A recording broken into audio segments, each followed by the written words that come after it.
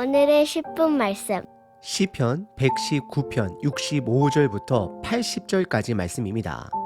오늘 함께 볼 내용은 히브리 알파벳 가운데 9번째 테트와 10번째 요드입니다. 그리고 이 두 알파벳 연에서는 고난이라는 주제가 담겨 있습니다. 그리고 이 고난이라는 주제는 그 다음 11번째 알파벳인 카프에서까지 이어집니다. 여러분들은 살아가면서 찾아오는 어려움을, 고난을 어떻게 바라보시나요? 누구나 인생을 살다 보면 힘든 시기를 마주하게 됩니다. 그때 우리는 괴롭기도 하고 지치기도 합니다. 어떤 때는 오히려 그 시간 속에서 단단해지기도 하고 멈춰 서서 자신을 돌아보게 됩니다. 그렇게 다시 희망을 붙들게 됩니다. 하지만 여기서 우리가 조심해야 할 게 하나 있습니다. 바로 남의 고난을 함부로 판단하지 말아야 한다는 점입니다. 다시 말씀드립니다. 남의 고난을 함부로 판단하지 말아야 한다는 점입니다. 내가 개인적으로 겪은 고통이 아무리 커도 그 기준으로 다른 사람의 고난을 가볍게 여겨서는 안 됩니다. 고난은 객관적인 것이 아니라 각자의 삶에서 느끼는 주관적인 현실이기 때문입니다. 결국 세상에서 가장 큰 고난은 지금 내가 겪고 있는 그것일 수 있습니다. 이 고난이라는 주제를 5가지로 정리해 볼 수 있습니다. 첫째는 보편적인 고난입니다. 우리가 사는 세상이 불완전하기 때문에 누구에게나 찾아오는 어려움입니다. 둘째는 경고의 고난입니다. 나를 멈추게 하고 돌아보게 하려는 일종의 신호의 고난입니다. 셋째는 성장을 위한 고난입니다. 로마서 5장에 보면 이렇게 나옵니다. 환난은 인내를, 인내는 연단을, 연단은 소망을 이루는 줄 알미로다. 넷째는 더 큰 의미를 위한 고난, 즉 하나님의 영광을 위한 고난 또한 있습니다. 요한복음 9장에서 나오는 시각장애인처럼 그 상황을 통해 어떤 중요한 뜻이 드러나기도 합니다. 마지막 5째는 보이지 않는 싸움 속의 고난입니다. 영적 전쟁입니다. 욥처럼 이유를 다 알 수 없는 고난이 허락될 때도 있습니다. 이처럼 고난은 한 가지 이유로 설명되지 않습니다. 때로는 여러 이유가 함께 얽혀 찾아옵니다. 단순한 문제가 아니라 복합적인 현실일 경우가 많습니다. 오늘 본문의 시인이 고난을 어떻게 바라보는지를 함께 살펴보면서 우리 각자의 고난을 어떻게 이해하고 받아들일 수 있는지 고민해 보시길 바랍니다. 첫 번째 본문은 65절서부터 72절까지 히브리 알파벳으로는 9번째 테드에 해당하는 연입니다. 이 연에서 시인이 반복해서 말하는 표현이 2가지 있습니다. 먼저 좋다, 선하다라는 뜻의 히브리 토브입니다. 총 5번이나 나옵니다. 왜 그럴까요? 시인은 고난 한가운데서도 하나님의 좋으심을 느꼈기 때문입니다. 고난은 누구에게나 힘든 시간이지만 그 안에 뭔가 배울 게 있다라고 고백합니다. 저와 여러분도 각자 살아가는 동안 고난을 겪게 됩니다. 그 속에서 토부, 즉 좋은 것을, 하나님의 선한 것을 발견할 수 있다면 그건 분명히 우리 삶의 귀한 생명의 가치가 될 것입니다. 2번째 반복되는 표현은 가르치소서입니다. 총 2번 나옵니다. 시인은 이렇게 말합니다. 고난이 내 뜻대로 되는 게 아니었지만 그 시간을 통해 뭔가 배우고 싶다라고 고백합니다. 자기가 이해할 수 없는 상황에서 하나님의 지혜를 통해, 말씀을 통해 그 의미를 알고 싶다라고 고백합니다. 그리고 72절에 이렇게 덧붙입니다. 주의 법은 내게는 천천 금은보다 좋습니다. 다시 말해 그가 얻고 싶었던 건 세상의 보물이 아니라, 세상의 가치가 아니라 살면서 말씀을 통해 배운 진짜 가치였습니다. 65절로 돌아가면 시인은 먼저 고백합니다. 여호와여 주의 말씀대로 주의 종을 토부 선대하셨나이다 라고 고백합니다. 좋은 길로 인도하셨다라는 말입니다. 그리고 66절에서는 나는 주의 계명을 믿었사오니 좋은 명철과 지식을 내게 가르치소서라고 간청합니다. 그는 자신이 당한 고난이 단순한 불행이 아니라 자기 잘못으로 인한 결과였다라고 67절에서 고백합니다. 고난 당하기 전에는 내가 그릇 행하였더니 이제는 주의 말씀을 지키나이다. 자기 실수로 인해 힘든 일을 겪었지만 그걸 통해 바뀌었다라는 말입니다. 시인은 거기서 멈추지 않고 더 배우고 싶어 합니다. 단지 편해지는 게 목적이 아닙니다. 자기를 바꾸고 싶다라는 갈망이 담겨져 있습니다. 이어서 69절과 70절에서는 시인이 자신과 악인을 비교합니다. 교만한 자들이 거짓을 지어 나를 치려하나 나는 전심으로 주의 법을 지키리이다. 고난을 주는 이들도 있지만 그 속에서 그는 여전히 말씀만 붙잡습니다. 70절에서는 그들의 마음은 살쪄서 기름덩이 같으나 나는 주의 법을 즐거워하나이다 라고 고백합니다. 원수들은 자기의 뜻대로 살고 양심이 기름처럼 굳어졌지만 시인은 그들의 길을 따르지 않겠다라는 결심입니다. 그리고 시인은 결론처럼 말합니다. 71절 고난당한 것이 내게 유익이라 이로 말미암아 내가 주의 율례들을 배우게 되었나이다. 다시 말해 힘든 시간이 있었기에 오히려 뭔가 중요한 걸 배우게 되었다라는 것입니다. 마지막 72절에서 시인은 이렇게 정리합니다. 주의 입의 법이 내게는 천천 금은보다 좋으니이다. 이건 단지 종교적인 고백이 아니라 삶에서 얻은 확신입니다.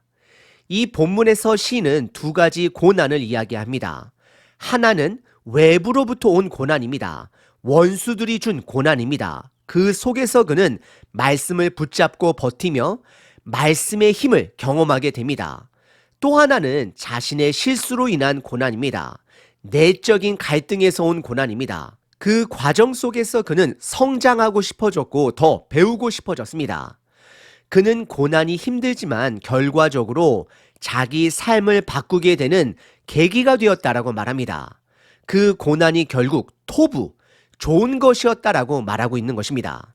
혹시 지금 저와 여러분들이 겪고 있는 고난이 있다라면 그 고난은 우리를 토부, 곧 좋은 곳으로 이끌기 위한 하나님의 허락일지도 모릅니다. 쉽지는 않습니다. 그럴수록 말씀을 끝까지 붙듭시다. 말씀 안에서 길을 찾을 수 있습니다. 두 번째 본문은 10번째 히브리 알파벳인 요드입니다. 73절부터 80절까지입니다. 이 연도 앞선 연과 마찬가지로 고난이라는 주제를 중심으로 시인이 고백하고 있습니다. 이번 연에서 시인은 고난 속에서도 원수에게 집중하지 않았습니다. 그 고난보다 자신을 만드신 분께 곧 하나님께 집중합니다. 그래서 시인은 결국 고난조차도 하나님께서 허락하신 것임을 깨닫게 됩니다. 그분의 주권을 받아들이는 것입니다. 이 본문에서는 시인이 세 가지 지혜와 세 가지 기도를 나눕니다. 먼저 73절입니다. 시인은 주의 손이 나를 만들고 세우셨사오니라고 말합니다. 자신이 하나님께 지음받은 존재라는 걸 고백합니다. 그래서 하나님께 배우고 싶다라고 말합니다. 고난 속에서 말씀을 배우는 삶이 지금 자신이 가야 할 길이라고 믿는 것입니다. 앞선 테드 연에서도 시인은 배움을 강조했습니다. 여기서도 같은 고백이 반복됩니다. 여러분은 요즘 어떤 배움을 간절히 구하고 계십니까? 그리고 74절과 79절에서 시인은 믿음의 식구들에 대해 말합니다. 74절에서는 고난 중에도 말씀을 붙드는 시인의 모습을 본 믿음의 식구들이 위로를 받았다라고 말합니다. 그리고 79절에서는 이렇게 기도합니다. 주를 경외하는 자들이 내게 돌이키게 하소서. 고난은 혼자 이겨내는 게 아닙니다. 함께 버텨주는 믿음의 식구가 필요합니다. 시인은 그걸 깨달았습니다. 75절부터는 시인이 고난 속에서 얻게 된 세 가지 지혜가 등장합니다. 첫째, 75절입니다. 하나님은 고난 가운데서도 신실하시다라는 고백입니다. 고난은 우연이 아니라 하나님의 계획 안에 있다라는 신뢰입니다. 둘째, 76절입니다. 하나님의 변치 않는 사랑은 고난 속에서도 위로가 된다라고 고백합니다. 상황이 흔들려도 그 사랑은 바뀌지 않습니다.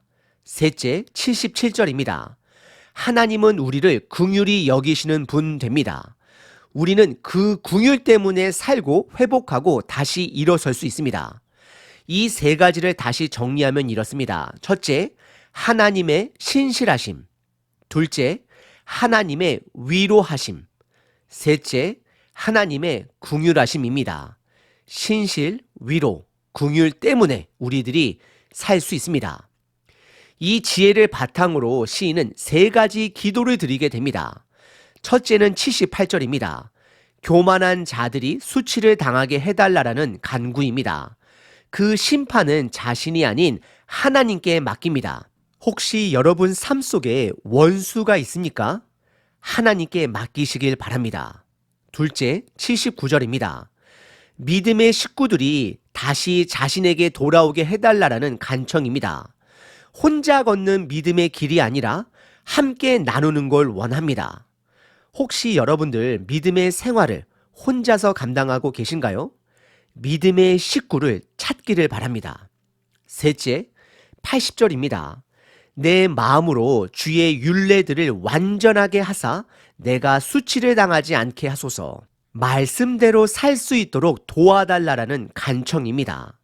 시인은 전적으로 하나님을 신뢰합니다. 원수들이 주는 고난조차 하나님이 허락하신 것임을 고백하며 그 고난보다 하나님께 하나님의 주권 되심에 시선을 둡니다.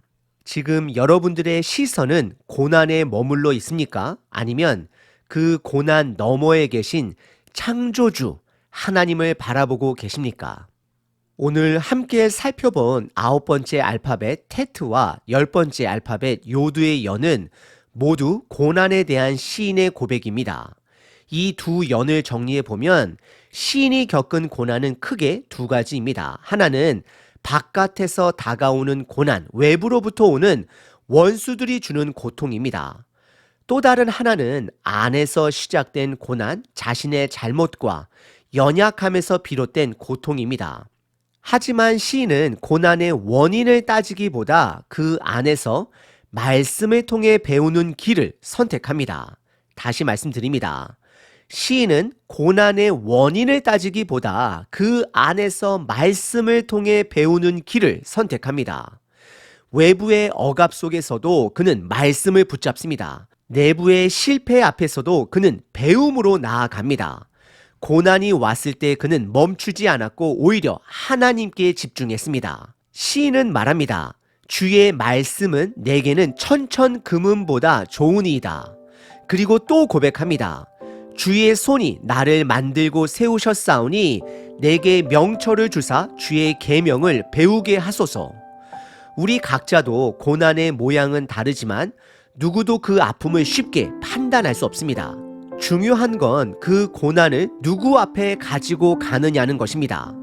고난 자체보다 더 중요한 건 그 안에서 내가 어디를 바라보고 있는가입니다. 그 고난이 우리를 넘어뜨리기 위한 것이 아니라 더 깊은 지혜로 인도하기 위한 걸음이라면 어떨까요? 말씀 속에서 해석할 수 있다면 그 고난은 단지 아픔만이 아니라 삶을 바꾸는 전환점이 될 수도 있습니다. 지금 각자의 자리에서 고난을 지나고 계시다면 말씀 안에서 다시 힘을 내시길 바랍니다. 우리 모두 그 길을 함께 걷고 있다라고 믿습니다. 오늘도 말씀으로 힘을 얻고 버텨내는 하루가 되시길 진심으로 기도드립니다. 유운주님의 감사 고백입니다. 계절이 바뀌고 있습니다. 아침 저녁으로 느껴지는 차가운 기운이 오히려 반갑고 감사하게 느껴집니다. 오늘은 주일입니다. 하나님을 예배할 수 있는 공동체를 허락해 주심에 깊이 감사드립니다. 오늘은 어린이 주일이기도 합니다. 너무나도 귀한 영혼들이 하나님의 복된 사람으로 자라나길 기도할 수 있는 마음을 주신 것 또한 감사드립니다. 아멘. 항상 기뻐하라. 쉬지 말고 기도하라. 범사에 감사하라.